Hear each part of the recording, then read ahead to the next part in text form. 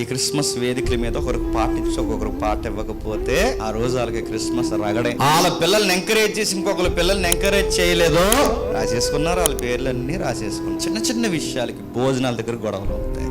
ప్రభు అయిన యేసుక్రీస్తు వారు నమ్ముకున్న మనం ఎవరైనా గుర్తుపెట్టుకోండి, ఒకరిని ఒకరు యోగ్యులుగా.